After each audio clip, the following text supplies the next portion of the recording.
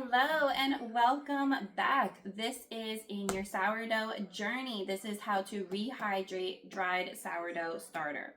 So whether you were gifted sourdough starter dried or you got it from my Etsy shop, these are the simple steps to get it from dried chips to nice rehydrated active sourdough starter so that you can make breads and virtually anything with sourdough starter. Today is going to be the first of many feedings. This is going to be how you're going to be feeding your sourdough starter on the daily basis.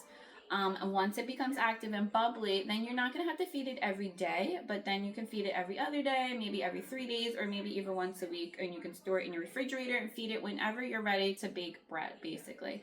But you do want to get it active and bubbly and really like, real true sourdough starter. So you're going to want to feed it every day. And this is the first of that feeding. So you are going to have discard, which is, yay, we've moved up. And now we have sourdough discard that we are going to be having. So with sourdough discard, you can do one of 4 things with it. One, you can simply throw it away. Do not throw it in your sink or in your toilet, but throw it in the garbage can.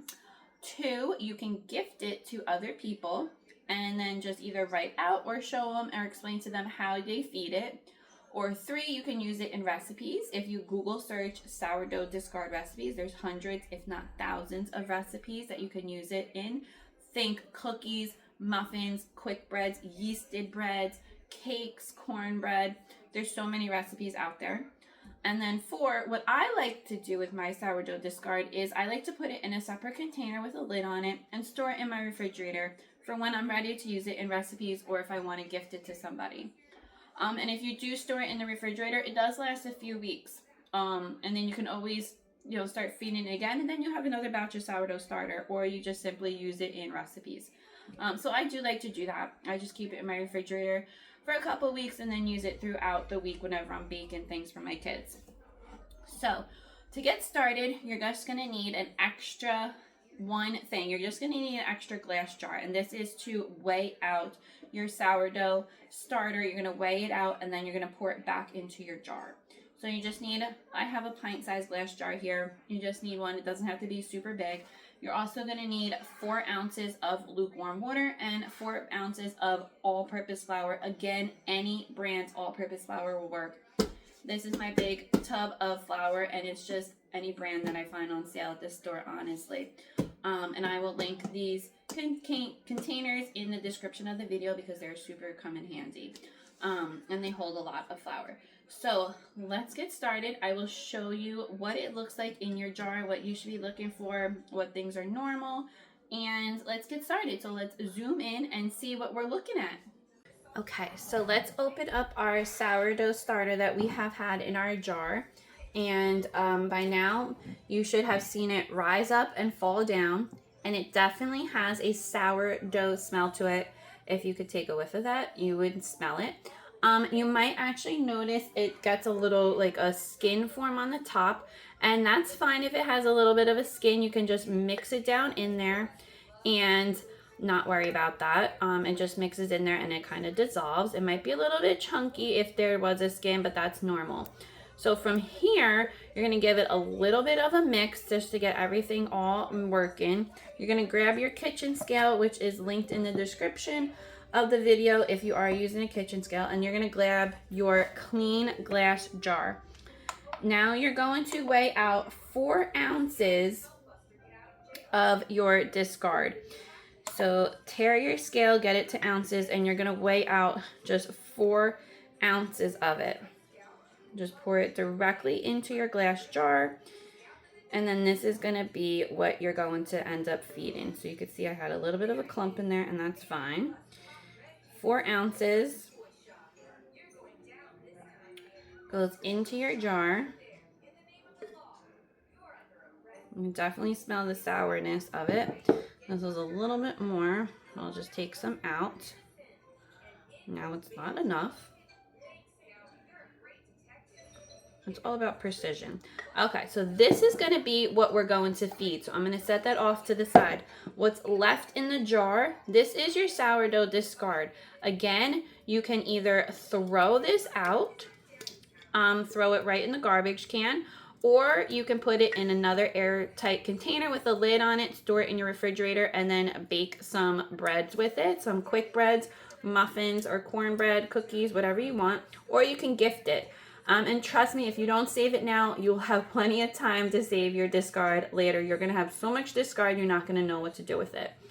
So this I'm just going to put into an airtight container and save it in my refrigerator so I can make some muffins later with my kids. Okay, so I just put my sourdough discard into a container, and then tomorrow when I feed it again and I have more discard, I can simply add it to there to make enough for some recipes that I want to use for it. And then I just put this in my refrigerator. So now you're going to grab your original jar, your large quart-sized glass jar. And if you don't get everything out, that's okay. You can leave it like that. Every once in a while, I do like to just wash it out and make sure it's nice and clean. So from here, you're going to tare your scale, and then you're going to pour in your 4 ounces that you already took out. You're going to pour it right back into your jar, double checking that it is 4 ounces, which is another reason why I like to save my discard, because sometimes your measurements are off, and you just maybe need to add a little bit extra in there. So once you add it back in, you are going to add your flour and your lukewarm water. Again, warm water is going to really work the best. So, perfect. Actually, it's a little less than 4 ounces, so I'm just going to add in a little bit in there. There we go. Very finicky.